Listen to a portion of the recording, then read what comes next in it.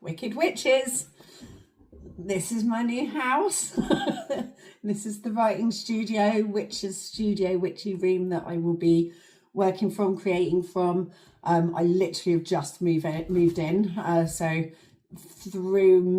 did as much as I could to be able to go into ceremony, but it also feels really special to have done that and to have made the space magic and sacred and to have, dropped in. So yeah, it feels really good to have done that. And it's the Libra and full moon, which is creativity and Venus led and art and just yummy magic, sexy loveliness. And so we created art and we did a meditation because it's all about the prana and breath work and Libra and air energy to drop into, and also it's the April Fool's Day. It's Aries season. It's Ostara, like it's all about new beginnings and this fiery horse energy of things starting to come alive and to drive and to move forward. But this year is a magic year. So much magic. The house that I'm in, is a miracle and is completely a miracle. It wasn't even a dream I had. I'd never dreamt that we would end up owning a house. I would ever own a house. We own a house. I never thought that would happen. It's a literal miracle that this has happened, and it's in a valley, in a forest, and the valley has pulled us to it. It's where my husband proposed to me. It's where we got married. It's where I put on the Beltane Festival. I burned a wicker man literally there, and we're now in the valley with a stream running through to Port de Mounon. It's Port de Mounon. It's the valley of the port of the mill. There's the water mill here. There was the monastery there. There's the seigneury there, the Lord of the Manor's house, and then an old monastery was there. The Neolithic dolomite mine is there. We are literally in 6,000 years in this tiny little area. The monk's well is there, and we're just in this tiny valley. It's not big, it's maybe 30 meters wide, the valley, and then maybe 100 meters long, and all this human activity has occurred in it, and it's definitely the strongest energy line on this island is through this valley. And I've been pulled here. The first pilgrimage I walked pulled me to this island and pulled me to my partner, and then every pilgrimage I've done since is and then we got engaged, and then we got married, and now we live here. And it's it keeps pulling us into this valley. So I'm really open to whatever work needs to be done here.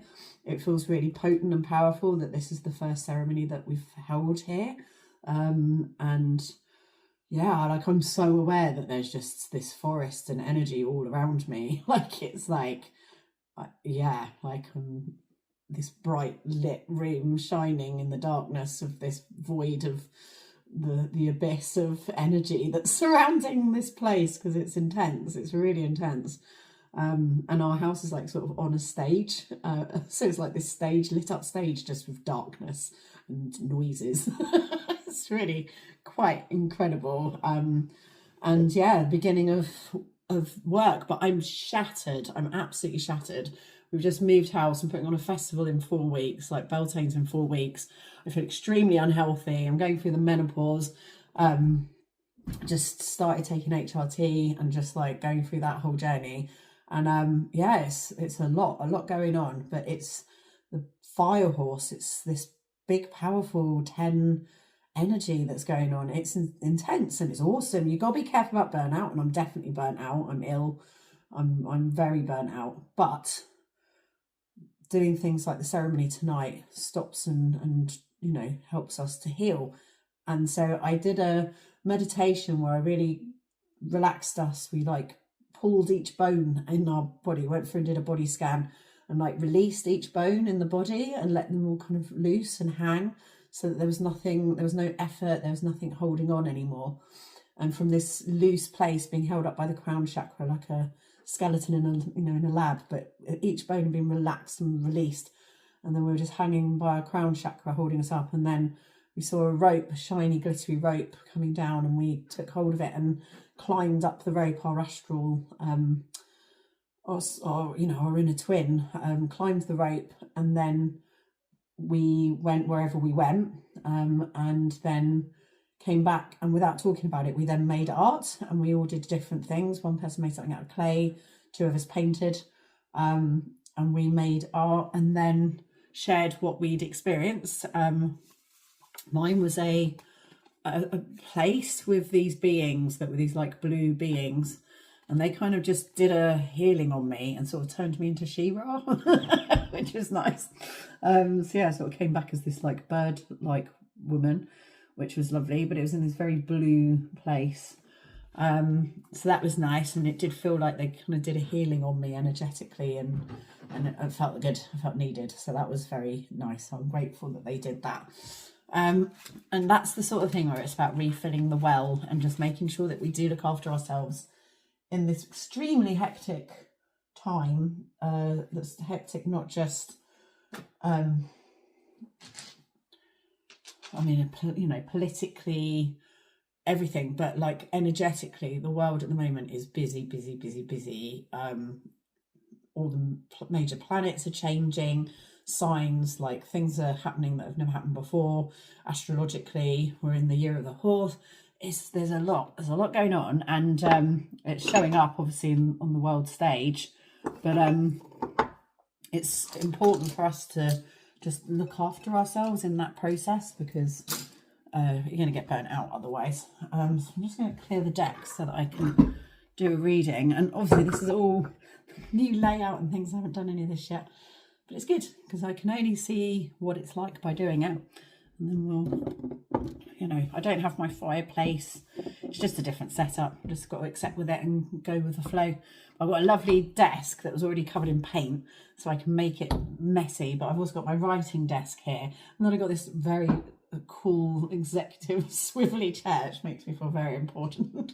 And it like, yeah, it's really good. It does all the bouncy thing. And then my view is just straight out of the sunset, looking over the Neolithic mine. It's mad. It's mad. Going to write books here, going to paint things, going to do so much creative stuff. Necessity. Now, this rune always reminds me that we need to only just do what's necessary at the moment. And that, for me, feels extremely relevant because I am burnt out. I've got a million plates spinning. I've got stuff happening this Easter. I'm being a celebrant in Jersey next week, putting Beltane on at the end of the month.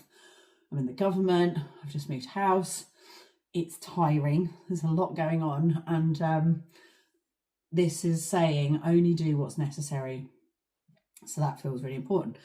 Physically, I'm reaping the rewards, I'm harvesting the rewards of past efforts.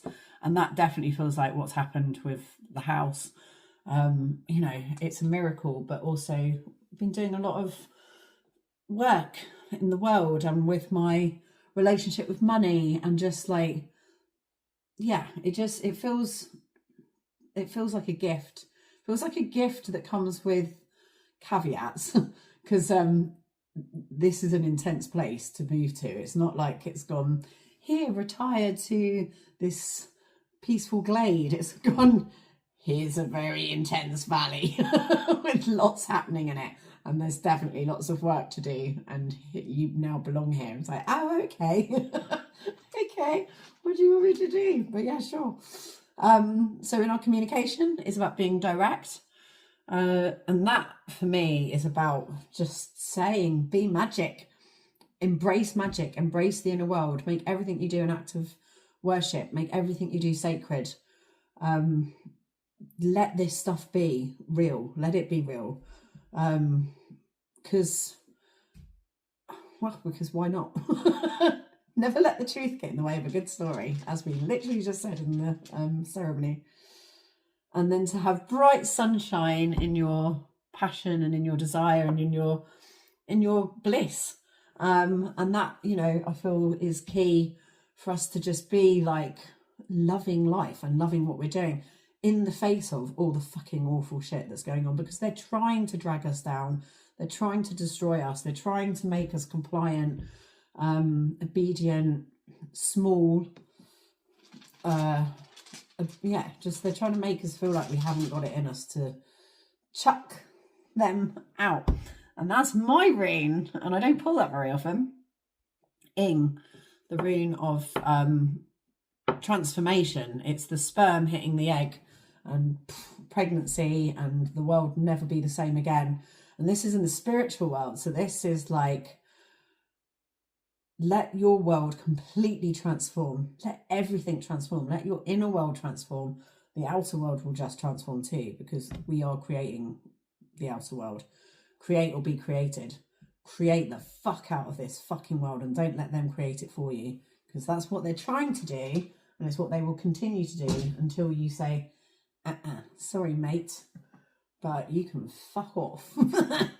Here's me and a unicorn. Or whatever it is that you create. It's like, don't let them create, because they are, and they know what they're doing. They know what they're doing. They're writing the script and telling you that this is reality, but it's not. You can write the script yourself. So create something mega. So let's see. Ooh, right. Victory. You know,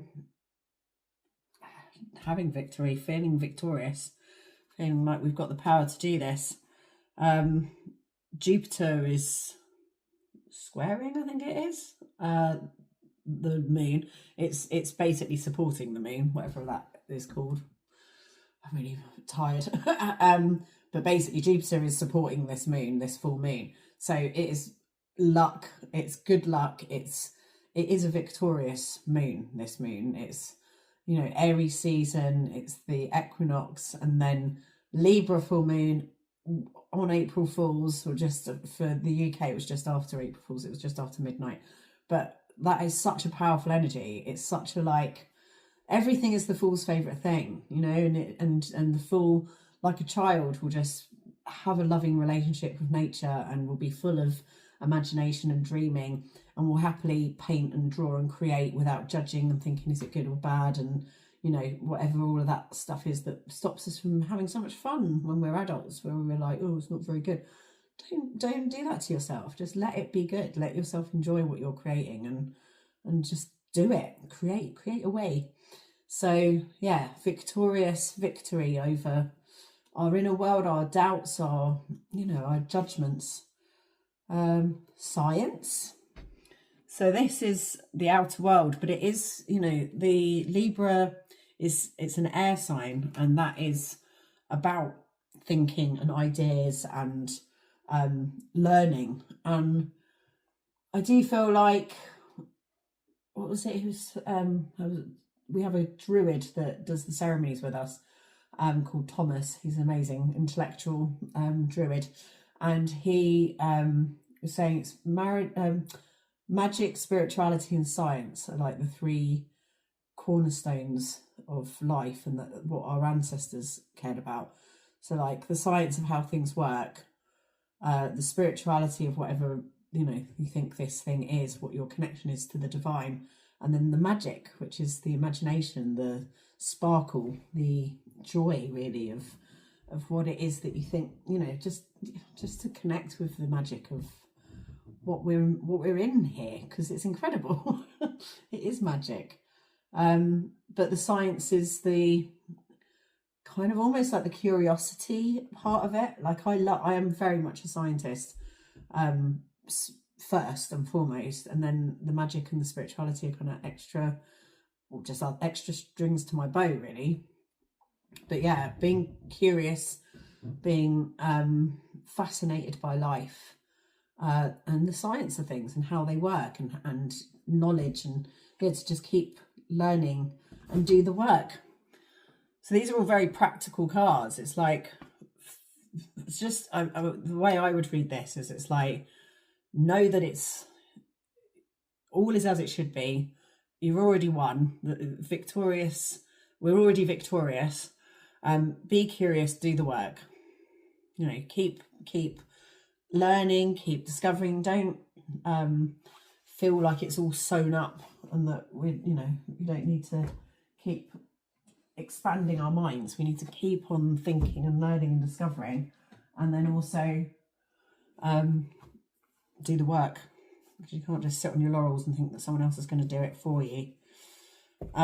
So we're going to just get a little nudge from the goddess as to what she wants us to know. So this is like a nudge and a wink. Ooh, so that's the nudge, and that's ma. And she's just going, just nah. Right, I'm going to read her out. I love her. She's amazing. Be aware that for 3,000 plus years now, we've all been bereft of Mama, the great Mama. Your invitation now in these times is to become her. You are Ma. You are the frequency of an ever resonating truth. You are fecund, fierce, feminine and fertile. You are willing to stand up for and with those who are without power. You are all-consuming love. You are in your body and in deep appreciative knowing that you are your own safe space.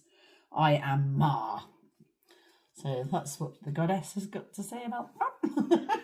and then, so that's like a nudge, and then this is the wink.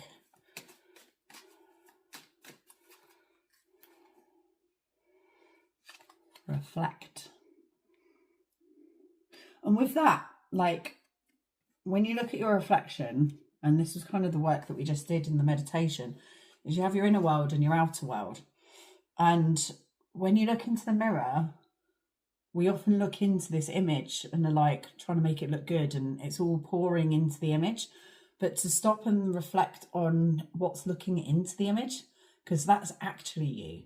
That's your inner world. That's your twin.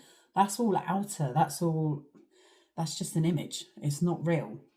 It's the image you're putting out there. It's the Instagram version of things. It's the story that we're all putting out there that's this made up. You know, we're sending out this little like puppet that just looks like a knight in shining armour, and we're going, oh, look at me, I'm very good, this is my LinkedIn account. But the thing that's actually looking into the mirror is the warty, farty shits and pisses and, you know, all the things that humans do because we're human. So when you're reflecting, you know, you've got this lovely image, this lovely reflection, but actually that's the outer world thing. There's an inner world thing that's much more beautiful. That's beautiful. This is full of beauty. That's powerful. This is full of power. It's all twisted. We put it all as this, oh, that's wonderful, but this is full of wonder. You don't, yeah, do you know what I mean? It feels that's needy and needs justifying and bigging up and like rallying. This doesn't. This is infinite. This is, it's just infinite. Yeah. Okay. And transformation, which is the same as my rune. We've had her a couple of times. I think we even had her last month. RTO. So yeah, she's here to tell you that we can transform and to believe in it and to be transformation. She's also, I think, the goddess of spring, if I remember rightly. Let's have a look. RTO.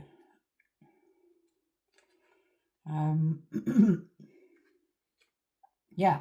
As the snow begins to melt, RTO arises from her slumber to bring you the spirit of transformation. We tend to assume that the concept of transformation requires a physical change, yet we don't realise how much can be achieved from looking within. This transition often comes at the cost of ending a current path, but it can just as easily light the way towards a new one. Are you delaying a particularly difficult conversation with someone? Have you considered what needs to be completed within your life so that you may start anew? By allowing RTO to awaken the power of transformation that is already within you, a new journey can begin with much more secure foundations. Super. So enjoy, believe, feel your well, and write, create, make the outer world. Don't let it make you. Awesome. Do the work. Mwah. See you then on.